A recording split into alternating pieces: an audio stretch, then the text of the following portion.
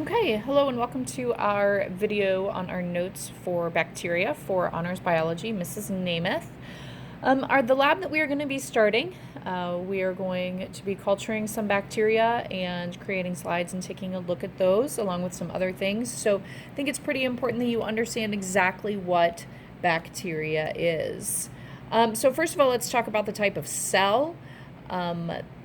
The bacterial cell is considered a prokaryotic cell, and what's important to know about prokaryotes is that they have no nucleus and no membrane-bound organelles.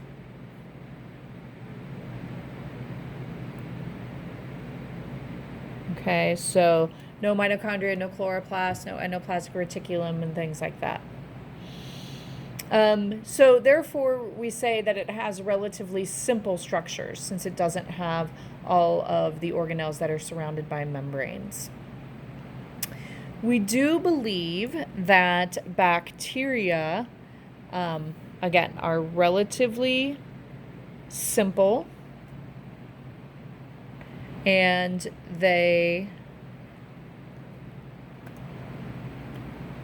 so we'll write simple here.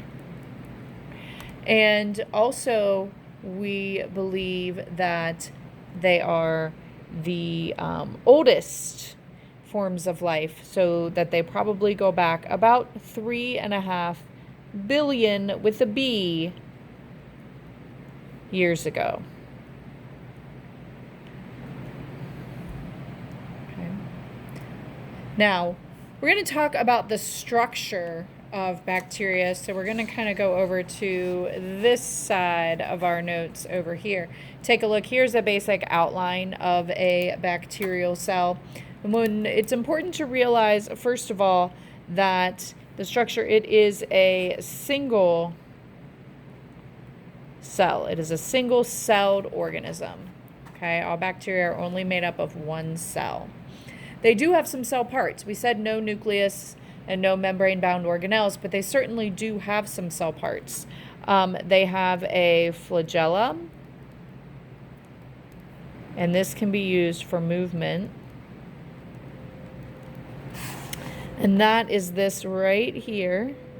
So I'm going to kind of pick some colors, and as we label this, I am going to color code. So if you want to kind of pause so that you can do the same, grab some colored pencils. If that helps you. Otherwise, you can just draw a line and you can go ahead and label, okay, as we add. All right, so that flagella is going to be used kind of in a whipping type motion, and there's a little molecular motor at the side that attaches to the cell, and that's going to be used to move the bacterial cell.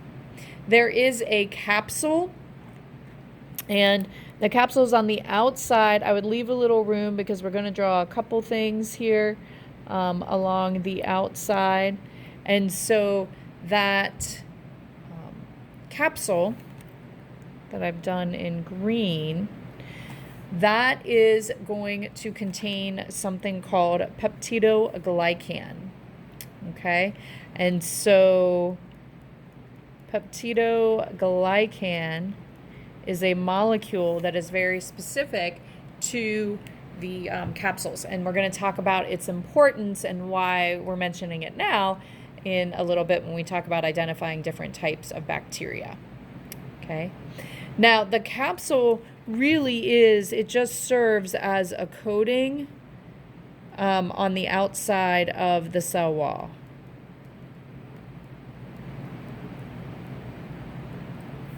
Okay. That is the function of the capsule up there. The next region that we are going to talk about is the nucleoid region. Now, the nucleoid region is the area where the DNA is found. Okay. We'll point that out in just a second on our drawing. It is important that you understand a few things about the DNA. The DNA is circular and only made up of one chromosome.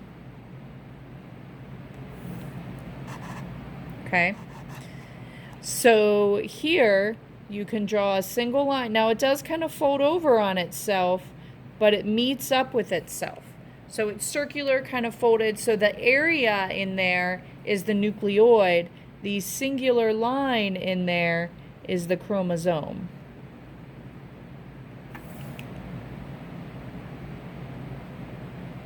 Sometimes we have a segment of DNA that's not found in the nucleoid and not part of that one long chromosome, and that can be called a plasmid. And we will do some experiments at the end of the year with plasmids. But basically, plasmid is an extra small circular piece of DNA. So I'm going to use red again, but you might find a plasmid kind of over here. It can be any place. It's not in the nuclear region, it's not part of the main chromosome, but it would be separated. Okay, the next part we're going to talk about is the cell membrane. Okay, the cell membrane, we're just going to let it be black, and we're going to have it be this part right here. Okay, it surrounds the contents of the cell. You're going to find it on the inside of the capsule for sure. Cytoplasm, and these should all be reviews. I'm going to kind of put this square here because cytoplasm is going to be this white space here within the cell membrane. We have some ribosomes.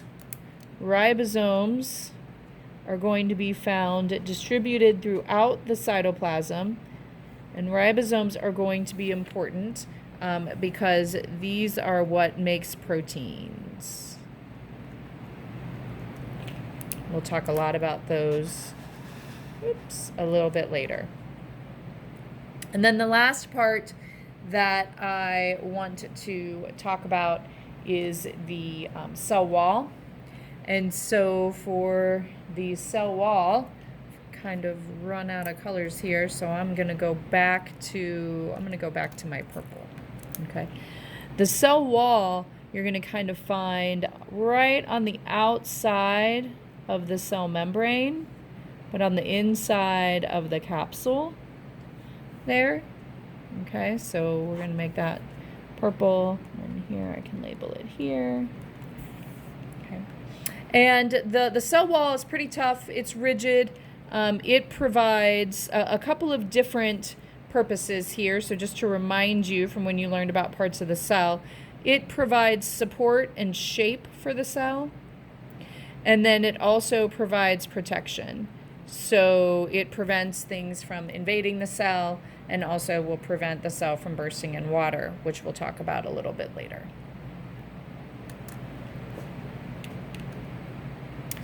All right, so now we're going to talk about staining. So when we stain bacteria, we can do that so that we can differentiate between some differences in the cell walls. So when we categorize bacteria, there are differences in the cell walls, and that allows them to stain different colors. So we can go through the same staining process, but the end result is different. Okay, and so we have what we call gram-positive bacteria. And I would have a purple and a pink available because that becomes very important for these. And then we also have gram-negative bacteria. Okay. Gram-positive bacteria, they have a cell wall which has a thick layer of the peptidoglycan. Okay, and so they will appear purple once you are done with the gram staining. Okay, gram negative, they have a thin layer. Move this over. They have a thin layer of the peptidoglycan, And that thin layer is covered then by fat and protein. They will appear pink after having gone through the gram staining process. And so I will gram stain your bacteria for you, and you can see whether you had gram positive or gram negative.